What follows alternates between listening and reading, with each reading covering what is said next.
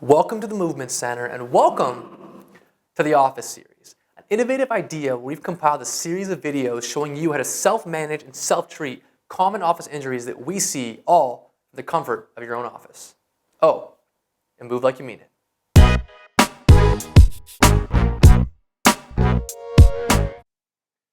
All right, guys, we made it episode 9 of the Office Series, and we are talking about something that limits a lot of our office folks, which is carpal tunnel.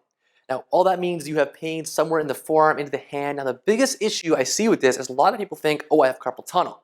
Great, the problem is here, right? The carpal tunnel is an area in between the wrist that where a bunch of tendons and nerves run through into the hand. Now, if that's getting compressed or irritated, that is true carpal tunnel. But the concern with that is usually this is not where the issue is coming from. It's part of it, but a lot of times that nerve is being impacted somewhere up the chain, up into the neck, the shoulder.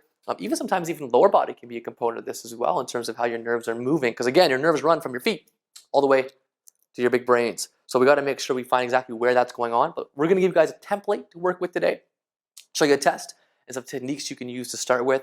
But again, if things aren't getting better or any of the stuff is painful, make sure you go get yourself checked out first. Great, so to get started, the test we're going to show you guys is what you're going to do is take your wrist out like this on the painful side. With your other hand, you're going to grab your thumb and sneak it across the inside of your hand. So right in here, right where that kind of middle part of your wrist is, and you're going to put some pressure and squeeze that part with your thumb. You're going to hold that for about 15 seconds to 30 seconds. If you get any traveling symptoms reproducing that pain, meaning into your fingers, your thumb, your pinkies, anything wonky like that, stop it. Don't do it anymore. But this might be something that you want to work on, and that you're not someone that wants to be stretching and holding up your arm like this, for example, like we talked about in episode 7 for golfer's elbow. So you can stop that. Great, felt okay? It felt okay. Great, good. Pass the test, good. So you pass that test, it's a good sign. So let's talk about first an exercise we can do to open up the upper back, a soft tissue technique for the arms, and then a strengthening technique to hold it all together. So the first piece is an exercise we went over earlier in the series, so we'll kind of quickly run through it again. And this is using a towel, roll it nice and tight like this. At your office chair, you're going to lean back against it. We're going to work on mobilizing the upper part of the back, our thoracic spine. So she's going to make sure she holds her lower back neutral and kind of flattened, not extending. Gives herself a genie hold. Good, give us a genie nod. Good, perfect. And she's going to reach her arms up overhead and extend back over the towel. Now the big part with this, again, is she doesn't arch her lower back for us. She doesn't arch her lower back for us, Brittany.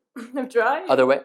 Oh, perfect. She doesn't do this. We want to make sure she keeps this nice and tight and only works through her upper back.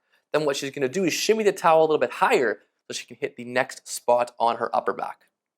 And back down. Good. Perfect. So that's a little quick rundown of that. We went through a little bit more in detail earlier. Now we're going to go through some soft tissue techniques. So we're going to get this ball and break up some areas where we kind of see these nerves consistently get entrapped and or sort of stuck. We want to give them a bit more movement back and forth. So just grab onto that ball on this side, sneak it into the affected side, and she's just going to roll around. Just beat up into that meaty part of the chest. Don't roll over the bony part. It should be comfortable.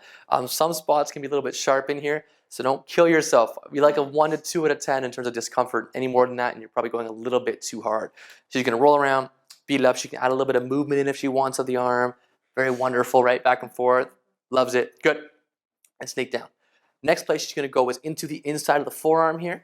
And she's just going to, again, do the same thing. Sitting at her desk, typing away, you know, a little break from the emails, reading an email. She's going to roll into the front of the forearm. Beautiful. Good. She's rolling around, beating it up. She can add a little bit of wrist movement in there if she wants, but it's very gentle. And the idea is just to calm down that sensation of tightness to the brain. Awesome. Perfect. So once you've done all that stuff, then we're going to move into some strengthening. And why are we strengthening? Well, the reason being is if our shoulder blades are sitting forwards and in desk-bound position, we tend to lose the ability of our muscles to hold us into an upright position, and it tends to put a lot more stress on the nervous system. So Brittany's going to grab onto this. We call these W's. Now she's going to come in with her elbows here 90 degrees, a little bit up. And the reason why they're called W's is because at the end of this exercise, it should look like I am a W. Right? Pretty easy. You can get both arms in at the same time, and it should be comfortable. You shouldn't get any traveling symptoms into your hand or your arm while you do this. If you do, not ready for it yet. So you're going to hold on to here, nice and tight, and she's going to twist her arms out to the sides, keeping those wrists nice and neutral, and come on back. Now, if I sneak Brittany around here, perfect, and we see her do that again, we should see her shoulder blades come a little bit together as she does that, and as she comes back out, it should have come a little bit closer together. So she's doing this motion where they come together and then back down.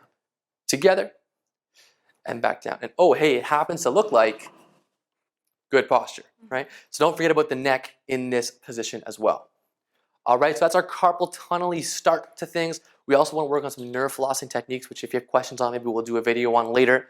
But to start with, that's what you're going to do. Get in and open up the upper back so you can get that nerve pathway opened up better. Number 2, soft tissue release into the chest and into the front of the forearm. And then number 3, strengthen that new position so you can be able to maintain it for the long haul. All right, if you guys have any questions, let us know. Subscribe to the channel if you haven't already. We've got lots of videos coming every week. Follow us on Instagram at the Center. Perfect. And if you have any questions, let us know. Move like you mean it. Thanks a lot.